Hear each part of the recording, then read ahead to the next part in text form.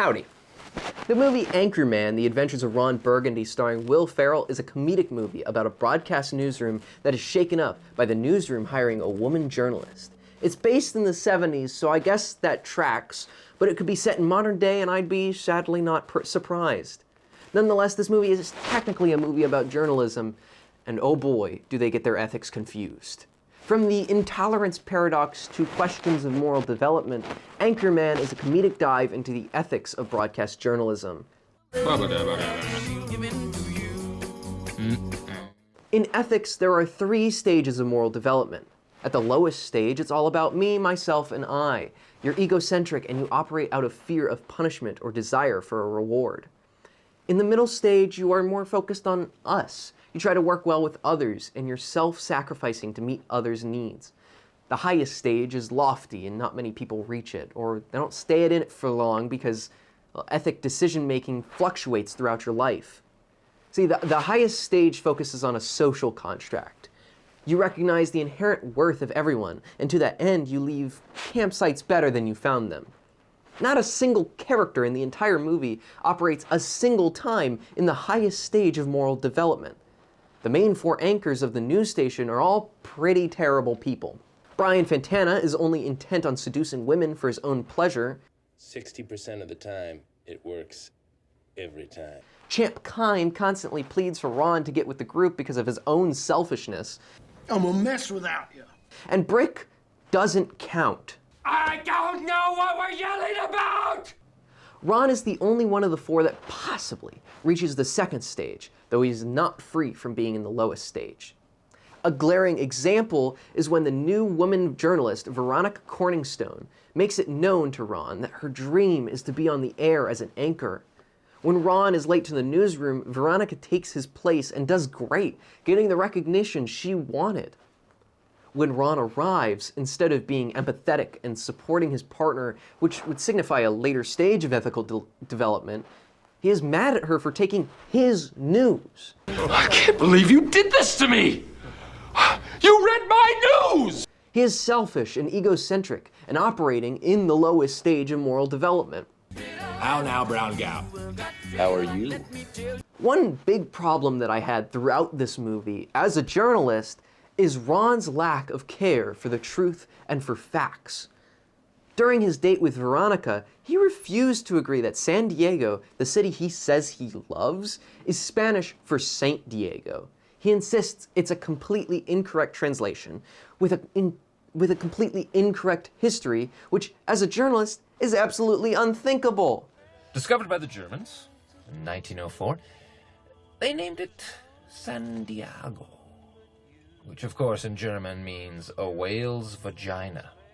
If he had any care for the Society of Professional Journalists Code of Ethics, he would know that literally the first thing it says is to seek truth.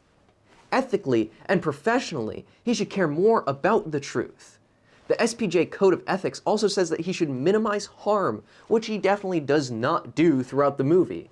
A glaring example is when Ron tells San Diego on air to do something very specific.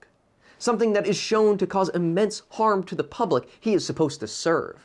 And I'm Ron Burgundy. Go yourself, San Diego.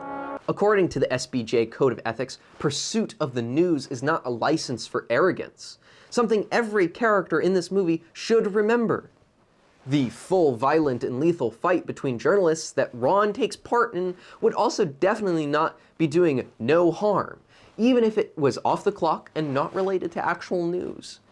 Even if it wouldn't be considered against the SPJ Code of Ethics, surely Channel 4 News would still have a minimum standard in their Code of Ethics, which is against physically fighting literally anyone. No, not her. I don't know her name. I also just want to bring to light the Intolerance Paradox.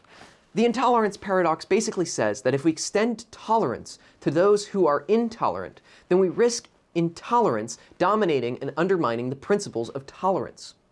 It's a lot of words, but basically when it comes to Anchorman, we cannot be tolerant of the anchors and their intolerant behavior towards a woman in the workplace. Veronica was intolerant of their intolerance, despite being one of the more ethically sound characters, and it got her a higher standard of equality in the workplace. Finally, at the very end of the movie, Veronica is pushed into a bear pit while trying to get the self-titled story of the century. It's a comedy. But when Ron comes to the rescue for the news station to be their anchor for the story, and there's a network representative, a talent agent for the news, if you will, Ron has to make the decision between saving his past lover or telling the story of the century. What a ridiculous ethical dilemma.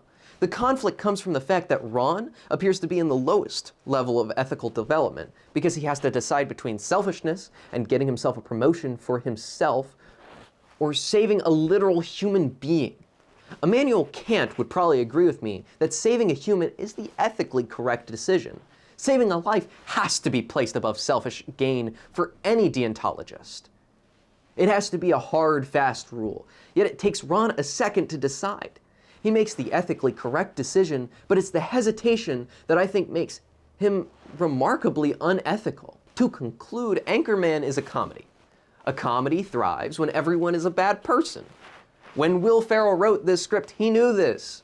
He also knew how to make every single character so clearly sit in the lowest form of moral development, and he knew how to pose an ethically clear-cut climactic dilemma only for his unethical character to hesitate when making the decision.